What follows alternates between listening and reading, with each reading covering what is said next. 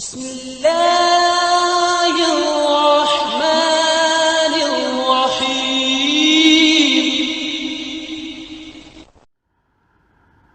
اعوذ باللہ من الشیطان الرجیم، بسم اللہ الرحمن الرحیم۔ السلام علیکم۔ آج آپ کا میزبان ڈاکٹر کاشف بشیر تفہیم القرآن سیریز کی قسط نمبر 76 کے ساتھ آپ کے سامنے حاضر خدمت ہے، جس میں ہم انشاءاللہ العزیز سورہ النساء کی آیت نمبر 102 سے آغاز کر رہے ہیں، اس دعا کے ساتھ کہ اللہ تعالی ہمیں پوری طرح سے قرآن مجید اور دینی علم کو سمجھنے کی توفیق عطا فرمائے، اور ہم میں اتنی ہمت، اتنی کرج، اتنا حوصلہ پیدا فرمائے کہ ہم اس کو اپنی زندگیوں میں اڈاپٹ کر سکیں۔ بسم اللہ الرحمن الرحیم۔ وَإِذَا كُنْتَ فِيهِمْ فَأَقَمْتَ لَهُمُ الصَّلَاةَ فَلْتَقُمْ طَائِفَةٌ مِّنْهُمْ مَعَكَ وَلْيَأْخُذُوا أَسْلِحَتَهُمْ فَإِذَا سَجَدُوا فَلْيَكُونُوا مِنْ وَرَائِكُمْ وَلْتَأْتِ طَائِفَةٌ أُخْرَى لَمْ يُصَلُّوا فَلْيُصَلُّوا مَعَكَ وَلْيَأْخُذُوا حِذْرَهُمْ وَأَسْلِحَتَهُمْ وَدَّ الَّذِينَ كَفَرُوا لَوْ تَغْفُلُونَ عَنْ أَسْلِحَتِكُمْ وَأَمْتِعَتِكُمْ فَيَمِيلُونَ عَلَيْكُمْ مَيْلَةً وَاحِدَةً وَلَا جُنَاحَ عَلَيْكُمْ إِنْ كَانَ بِكُمْ أَذًى مِّن مَطَرٍ أَوْ كُنْتُمْ مَرْضَىٰ أَن تَضَعُوا أَسْلِحَتَكُمْ وَخُذُوا حِذْرَكُمْ إِنَّ اللَّهَ أَعَدَّ لِلْكَافِرِينَ عَذَابًا مُّهِينًا۔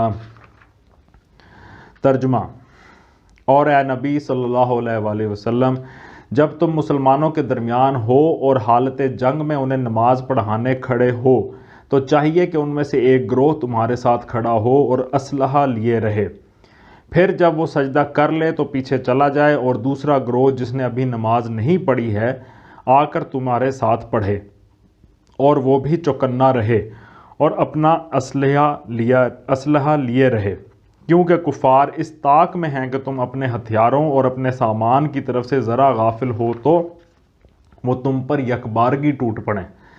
البتہ اگر تم بارش کی وجہ سے تکلیف محسوس کرو یا بیمار ہو تو اسلحہ رکھ دینے میں مضائقہ نہیں، مگر پھر بھی چوکنے رہو۔ یقین رکھو کہ اللہ نے کافروں کے لیے رسوا کن عذاب مہیا کر رکھا ہے۔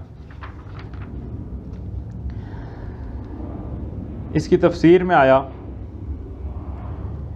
کہ امام ابو یوسف اور حسن بن زیاد نے ان الفاظ سے یہ گمان کیا ہے کہ صلاۃ خوف صرف نبی صلی اللہ علیہ وآلہ وسلم کے زمانے کے لیے مخصوص تھی، لیکن قرآن میں اس کی مثالیں بکثرت موجود ہیں کہ نبی صلی اللہ علیہ وآلہ وسلم کو مخاطب کر کے ایک حکم دیا گیا ہے، اور وہی حکم آپ کے بعد آپ کے جانشینوں کے لیے بھی ہے۔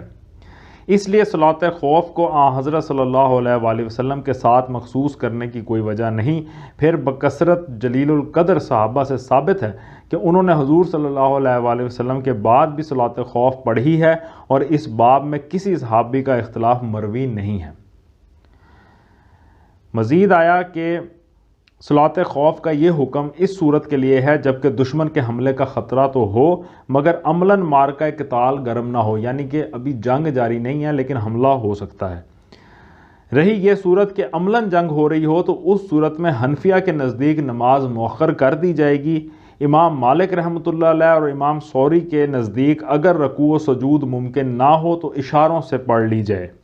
امام شافعی کے نزدیک نماز ہی کی حالت میں تھوڑی سی زد و خورد بھی کی جا سکتی ہے۔ نبی صلی اللہ علیہ وآلہ وسلم کے فعل سے ثابت ہے کہ آپ نے غزوہ خندق کے موقع پر 4 نمازیں نہیں پڑھیں اور پھر موقع پا کر علل ترتیب انہیں ادا کیا، حالانکہ غزوہ خندق سے پہلے صلاۃ خوف کا حکم آ چکا تھا۔ مزید آیت میں جس حصے میں اسلحے کے بارے میں کہ اسلحہ لے کے کھڑے رہیں، چوکنا رہیں، نماز پڑھیں، اس حوالے سے تفسیر میں آیا کہ صلاۃ خوف کی ترکیب کا انحصار بڑی حد تک جنگی حالات پر ہے۔ نبی صلی اللہ علیہ وآلہ وسلم نے مختلف حالات میں مختلف طریقوں سے نماز پڑھائی ہے، اور امام وقت مجاز ہے کہ ان طریقوں میں سے جس طریقے کی اجازت جنگی صورتحال دے اسی کو اختیار کرے۔ ایک طریقہ یہ ہے کہ فوج کا ایک حصہ امام کے ساتھ نماز پڑھے اور دوسرا حصہ دشمن کے مقابلے پر رہے، پھر جب ایک رکعت پوری ہو جائے تو پہلا حصہ سلام پھیر کر چلا جائے اور دوسرا حصہ آ کر دوسری رکعت امام کے ساتھ پوری کرے۔ اس طرح امام کی 2 رکعتیں ہوں گی اور فوج کی ایک رکعت۔ دوسرا طریقہ یہ ہے کہ ایک حصہ امام کے ساتھ 1 رکعت پڑھ کر چلا جائے، پھر دوسرا حصہ آ کر 1 رکعت امام کے پیچھے پڑھے، پھر دونوں حصے باری باری سے آ کر اپنی چھوٹی ہوئی 1 رکعت بطور خود ادا کر لیں۔ اس طرح دونوں حصوں کی 1 رکعت امام کے پیچھے ادا ہوگی اور 1 رکعت انفرادی طور پر۔ تیسرا طریقہ یہ ہے کہ امام کے پیچھے فوج کا ایک حصہ 2 رکعتیں ادا کرے اور تشہد کے بعد سلام پھیر کر چلا جائے، پھر دوسرا حصہ تیسری رکعت میں آ کر شریک ہو اور امام کے ساتھ سلام پھیرے۔ اس طرح امام کی 4 اور فوج کی 2 رکعتیں ہوں گی۔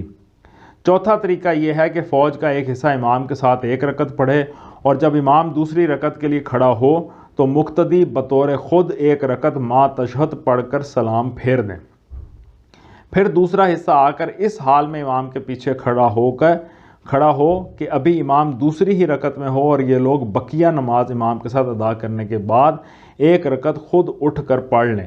اس صورت میں امام کو دوسری رکعت میں طویل قیام کرنا ہوگا۔ پہلی صورت کو ابن عباس، جابر بن عبداللہ اور مجاہد نے روایت کیا ہے، دوسرے طریقے کو عبداللہ بن مسعود رضی اللہ تعالیٰ عنہ نے روایت کیا ہے اور حنفیہ اسی کو ترجیح دیتے ہیں۔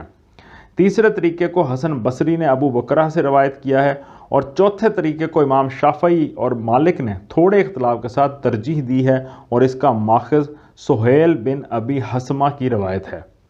ان کے علاوہ صلاۃ خوف کے اور بھی طریقے ہیں جن کی تفصیل مبسوطات میں یعنی دوسری کتابوں میں مل سکتی ہے۔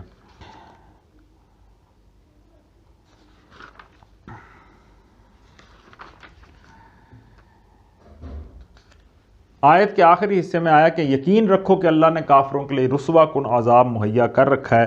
اس کی تفسیر میں آیا کہ یعنی یہ احتیاط جس کا حکم تمہیں دیا جا رہا ہے محض دنیاوی تدابیر کے لحاظ سے ہے، ورنہ دراصل فتح و شکست کا مدار تمہاری تدابیر پر نہیں بلکہ اللہ کے فیصلے پر ہے۔ اس لیے ان احتیاطی تدبیروں پر عمل کرتے ہوئے تمہیں اس امر کا یقین رکھنا چاہیے کہ جو لوگ اللہ کے نور کو اپنی پھونکوں سے بجھانے کی کوشش کر رہے ہیں اللہ انہیں رسوا کرے گا۔ تو اس آیت سے یہی سبق پھر وہی ہمارے گزشتہ اقساط میں بھی یہ چیز آ رہی ہے بار بار کہ نماز کی بہت اہمیت ہے۔ اتنی مشکل حالات ہیں، جنگ ہے، سارا کچھ ہے، لیکن نماز سے چھوٹ نہیں ہے۔ نماز کا یہ نہیں ہے کہ جی نماز کا عذر ہے، کوئی عذر نہیں ہے۔ تو اللہ تعالیٰ ہمیں عمل کی توفیق عطا فرمائے۔ فَإِذَا قَضَيْتُمُ الصَّلَاةَ فَاذْكُرُوا اللَّهَ قِيَامًا وَقُعُودًا وَعَلَى جُنُوبِكُمْ فَإِذَا اطْمَأْنَنْتُمْ فَأَقِيمُوا الصَّلَاةَ إِنَّ الصَّلَاةَ كَانَتْ عَلَى الْمُؤْمِنِينَ كِتَابًا مَوْقُوتًا۔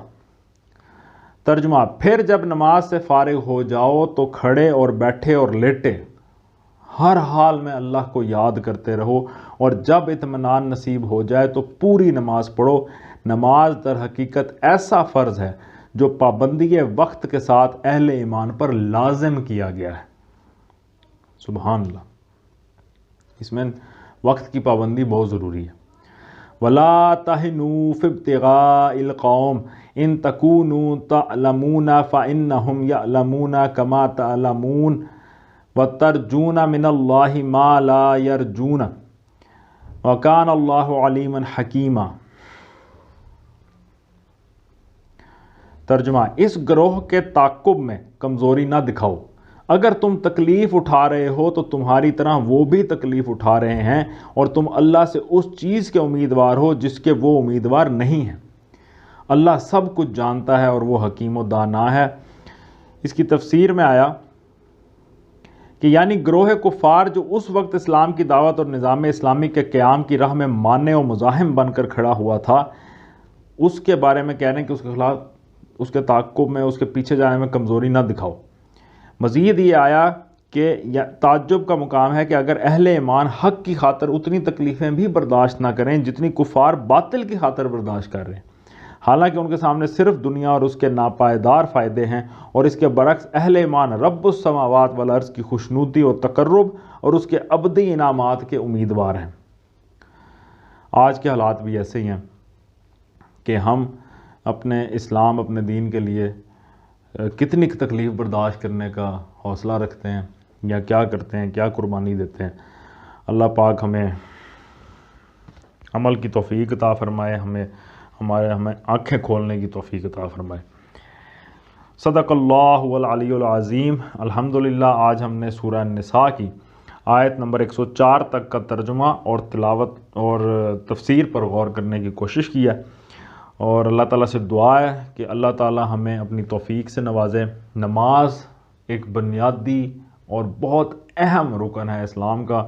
ہمیں جب تک نماز کی پابندی نہیں کریں گے، ہم اپنا انر سیلف، اپنا تزکیہ نفس نہیں کر سکتے۔ تو اس اللہ تعالیٰ سے دعا کرنی چاہیے، بار بار دعا کریں، لیٹے اٹھتے بیٹھتے اس کا ذکر کریں، اور اس سے دعا کریں کہ یا اللہ ہمیں توفیق دے، ہمیں توفیق دے، ہمیں تو ہی کھڑا کر سکتا ہے، تیرے ہی ذمہ ہے، تو ہی کر سکتا ہے اور کوئی نہیں کر سکتا، اور ہمارے اندر تو رہ ہی کچھ نہیں گیا۔ اللہ تعالیٰ سے دعا ہے کہ یا اللہ آپ ہمیں ہمت دیں، حوصلہ دیں، وقت نکالنے کی ہمت دیں، اور اس نماز کی پابندی ہمارے اندر ڈال دیں۔ اسی دعا کے ساتھ آپ سے اجازت چاہیں گے۔ اپنا بہت خیال رکھیں، اور اللہ تعالیٰ آپ کے لیے آسانیاں کرے۔ اللہ حافظ۔